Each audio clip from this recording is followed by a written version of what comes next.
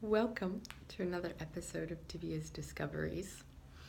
Today, I wanna discuss creativity and creating, and share with you some recent insights that I've had about what that actually means for me. So, I'm currently participating in one of my colleagues, Bravo Child. He has a 7-day creativity challenge, and I thought it'd be fun to do. He's an extraordinary facilitator, and I always learn great things about myself and from myself and others when I'm in his presence and engaged in his courses. So I enrolled, and I knew it started on Monday, the day that I returned home from the Six Senses retreat. And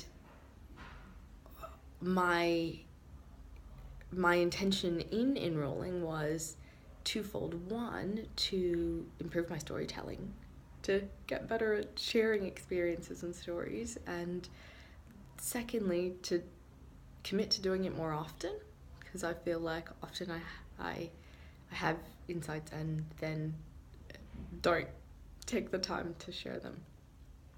And so I returned from the Six Senses retreat on the Monday, and there was a profound experience that I had there that I wanted to share. And it was the experience of how different it was using pronouns. We invented our own pronouns, right? Deb, my co-facilitator, extended an invitation for us to refer to ourselves, this is her request, that she refers to herself as hear us, and the others in the space as they're us, and people outside the space as us. In the past, in previous Six Senses retreats, when we're in the group coaching, because we don't do names, you may or may not know that we don't do names, but we do share our experiences in that morning session, morning brief and evening debrief. And we've previously just kind of come up with aliases like Mary Sue, Joe, Jim, just kind of random names that we kind of pluck out of the air and go with. And this time she said, I'd really like you to support me in not having no names, and my invitation is that we use these pronouns. And I found it remarkable how different the experience was using pronouns that remind us we exist in relation to each other. We're not separate so much as individuations of a collective consciousness, like pieces of a puzzle. And I thought, how different would it be if everyone used the terms hear us and their us's? And how quickly can we this concept of strangers, we have this phenomenon most or all of our programs. The rapidness varies, but when quote unquote strangers become family within a very short amount of time. And it was a pretty profound experience, just realizing, we can invent our own pronouns. Why not? And we can invent any sound sequence we want, and playing with that.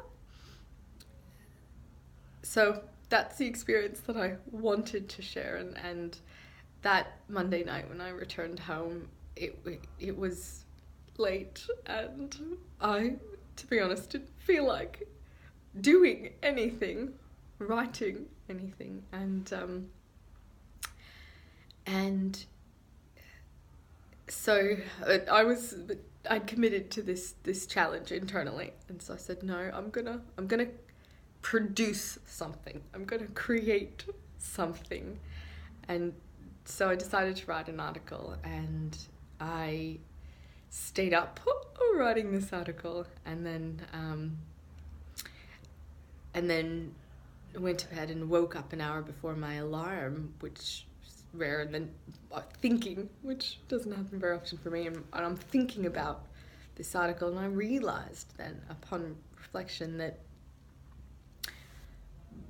rather than bring the being into the doing, which is the invitation that we give at the Six Senses retreat, I hadn't actually done that. I had done the doing to do the doing, because I felt like the doing was so, like it was almost like a box to tick, like I've got this article to write, or want to share this experience, how am I going to do this? And for some reason I thought writing an article would be easier than making a video. And so I did that.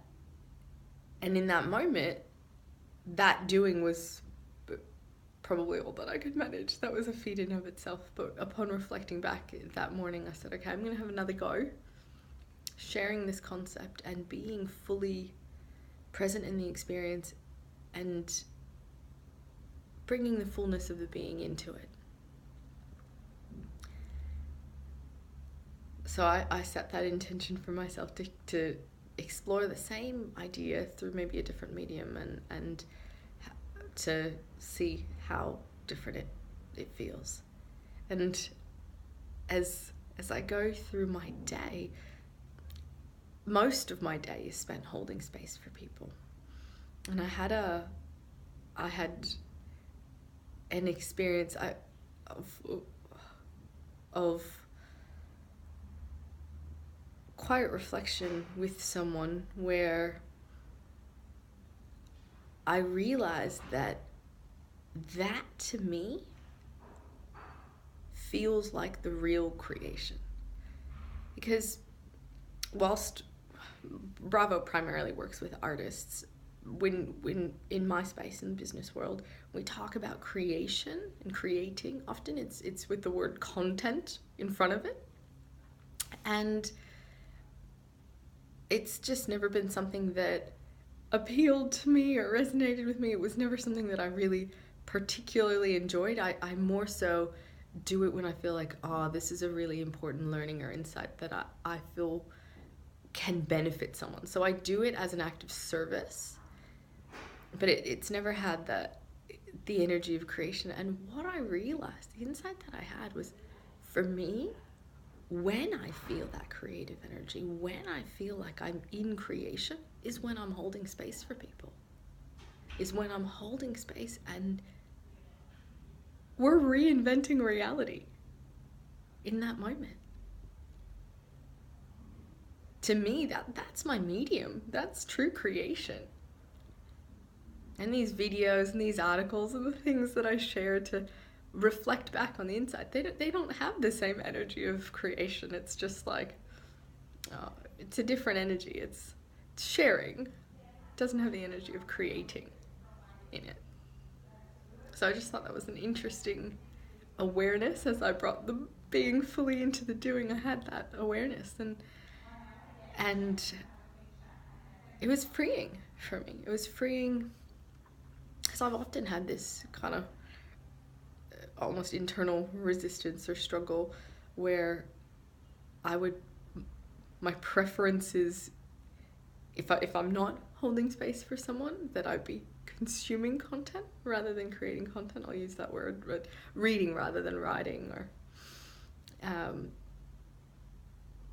don't know, maybe receiving rather than giving. I'm not sure if that applies equally, or so getting the balance right, well, for me recently, is the adventure. And so I think sometimes when we talk about creativity, people have ideas of what constitutes as a medium. And I hear the phrase "I'm not creative," and I kind of cringe inside. We're all creative. We all have everything, right? We're all everything. And yeah, so for me to have on just day 2 of this course realized that on some level, like, that cringe came from my lack of appreciation of my own medium. And it may not have something, well, in my experience, what happens when someone has a deep and profound transformation, they don't necessarily have the words to fully express or share it, but they feel differently. And because they feel differently, the people around them feel differently. And it ripples throughout the world. And